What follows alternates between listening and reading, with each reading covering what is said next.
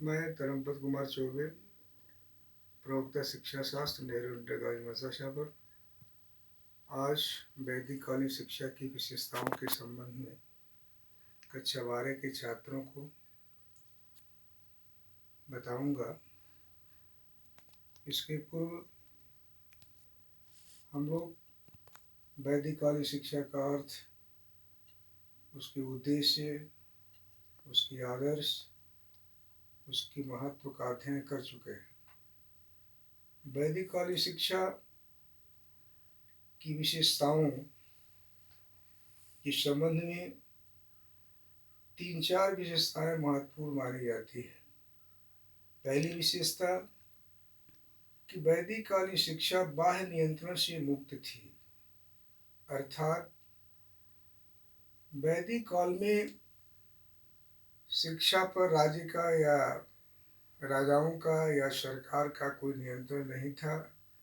शिक्षा अध्यापक केंद्रित थी, टीचर ओरिएंटेड था और शिक्षा गुरुकुल प्रणाली में गुरु के सानिध्य में चलती थी। दूसरी बात, शिक्षा की विशेषताओं में कक्षा नायकी व्यवस्था अर्थात मॉनिटोरियल सिस्टम वैदिक काल की यह महान उपलब्धि है। आज भी आप कक्षा शिक्षण के समय विद्यालयों में वर्ग नायक चुने जाते हैं। यह व्यवस्था वैदिक काल की देन मानी जाती है। वर्ग नायक उस समय वैदिक काल में अपने नीचे की कक्षाओं का अध्ययन अध्यापन करते थे। अगर कोई अध्यापक या कोई गुरु किसी कारणवश विद्यालय से अवकाश पर होता था तो उसके स्थान पर वर्ग नायक या जो कक्षा नायक था वह अध्यापन कार्य करता था। दूसरी बात कि कुछ समय के बाद वह अध्यापन कार्य के लिए प्रशिक्षित हो जाता था। वैदिक कालीन शिक्षा की अगली विशेषता यह है कि भारतीय संस्कृति का संरक्षण करती थी, उसका प्रचार प्रसार करती थी। एक पीढ़ी से दूसरे पीढ़ी में भारतीय संस्कृति को कैसे अक्षुण्ण रखा जाए या कैसे दूसरे पीढ़ी के पास पहुंचाया जाए, इसके संबंध में ध्यान देती थी। और भारतीय संस्कृति का प्रचार न केवल भारत में बल्कि विश्व के अन्य देशों में जैसे मलेशिया, जावा में, कंबोडिया में भारतीय संस्कृति का प्रचार प्रसार करने का तथ्य मिलता है। इसके साथ साथ व्यक्तित्व पर यह शिक्षा विशेष बल देती है। और व्यक्तित्व का अर्थ यह होता है कि संतुलित व्यक्तित्व के विकास, विद्यार्थी के संतुलित व्यक्तित्व का विकास करती थी। अर्थात न केवल बौद्धिक अपितु मानसिक, आर्थिक, सामाजिक, नैतिक, चरित्र इत्यादि का उत्थान भी करती थी। इसके बाद विद्यार्थियों की अध्ययन के लिए विद्यारंभ संस्कार उस समय हुआ करता था। अगर कोई विद्यार्थी अध्ययन करना चाहता था, अध्ययन करने के पूर्व विद्यारंभ संस्कार दिया जाता था। अतः संस्कार युक्त शिक्षा थी, जिसे कई विद्वान या शिक्षा शास्त्री अक्षर स्वीकरण मंत्र के नाम से भी जानते हैं। यह सामान्य रूप से डॉक्टर वेद मित्र ने बताया है कि यह 5 वर्ष के बालकों को दी जाती थी। बिना भेदभाव के सभी बालकों को अक्षर स्वीकरण मंत्र दिया जाता था और इस मंत्र में बालक विनायक या अपने घर के देवता सरस्वती का पूजन करते थे। उसके बाद विद्यालय जाते थे या अक्षर स्वीकरण मंत्र ग्रहण करते थे। इसके बाद विद्यार्थियों को उपनयन संस्कार, अर्थात उपनयन संस्कार का अर्थ होता है कि गुरु के पास जाना। गुरुकुल प्रणाली थी उस समय। उपनयन संस्कार 8 वर्ष, 11 वर्ष, 12 वर्ष मानी जाती थी अलग अलग वर्गों के लिए। परंतु सर्वमान्य तथ्य यह है कि 12 वर्ष की आयु में उपनयन संस्कार दिया जाता था और उसके बाद बालक की शिक्षा या गुरुकुल में रहने वाले अंतेवासी जिसे छात्र भी कहते हैं, उनकी शिक्षा 12 वर्ष तक चलती थी, अर्थात 24 वर्ष तक शिक्षा विद्यार्थी ग्रहण करता था। उसके बाद वह 25वें वर्ष में समावर्तन संस्कार होता था। अर्थात समावर्तन का अर्थ होता है कि गुरु की कुटिया से शिक्षा ग्रहण करने के उपरांत बालक को या शिष्य को घर को लौटना। और 25वें वर्ष में वह गृहस्थ आश्रम में प्रवेश करता था। 12 वर्ष की जो शिक्षा होती थी उसमें छात्र या विद्यार्थी या सामनेर कह सकते हैं या गुरुकुल में अंतेवासी के नाम से जाना जाता था, वह एक वेद का ज्ञाता होता था जिसे स्नातक के नाम से संबोधित किया जाता था। 2 वेद के ज्ञाता को वासु कहते थे, 3 वेद के ज्ञाता को रुद्र कहते थे और 4 वेद के ज्ञाता को आदित्य के नाम से संबोधित किया जाता था। इस प्रकार 12 वर्ष के पश्चात अगर चारों वेदों के कोई भी छात्र ज्ञाता होना चाहता था, अध्ययन करना चाहता था, तो उसे 48 वर्ष की अवधि तक शिक्षा प्राप्त करनी होती थी।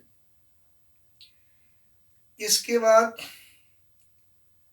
वैदिक कालीन शिक्षा की यही विशेषता है कि गुरुकुल प्रणाली, किसी गांव या नगर के पास गुरु की कुटिया होती थी। वो प्रकृति के सुरम्य वातावरण में कुटिया बनाई जाती थी, उसमें अंतेवासी छात्र रहते थे और उस नगर या गांव से भिक्षाटन के माध्यम से अपनी उदर पूर्ति करते थे और शिक्षा ग्रहण करने के पश्चात वह अपने घर को लौटते थे।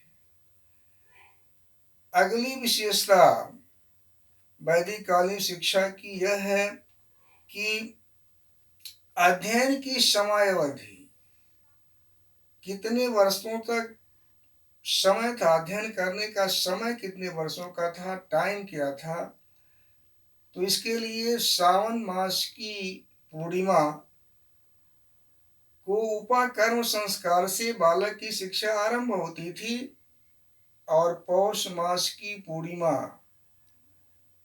को उत्सर्जन संस्कार के बाद शिक्षा समाप्त मान ली जाती थी, शिक्षा पूरी मान ली जाती थी। अर्थात शिक्षा का समय 5 महीने का रखा गया था। शिक्षा वैदिक काल में मौखिक थी क्योंकि लेखन कला का विकास नहीं हुआ था, ऐसा प्रमाण मिलता है, ऐसा तथ्य मिलता है। और मौखिक होने का अर्थ ये नहीं कि रटने पर, रटने का बल ये भी है कि बालकों के अंदर तर्क शक्ति का, चिंतन शक्ति का और रीजनिंग पावर का विकास किया जाता था। और शिक्षा की यही विशेषता थी कि आचरण पर बल दिया जाता था। अगर बालक का आचरण उत्कृष्ट है तभी उसको गुरुकुल में प्रवेश मिलता था, ब्रह्मचर्य पालन करना पड़ता था।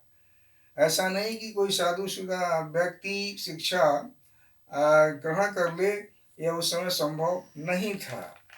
इसके बाद दंड व्यवस्था के रूप में कोई विशेष वैदिक काल में दंड की व्यवस्था नहीं थी, अपितु बालक के लिए अगर बहुत अनुशासनहीन होता था, बहुत उदंड होता था, तो उसको 3 महीने तक अल्प आहार में यानी कम भोजन उसको ग्रहण करना पड़ता था, जिसे उद्यालक व्रत के नाम से जाना जाता है।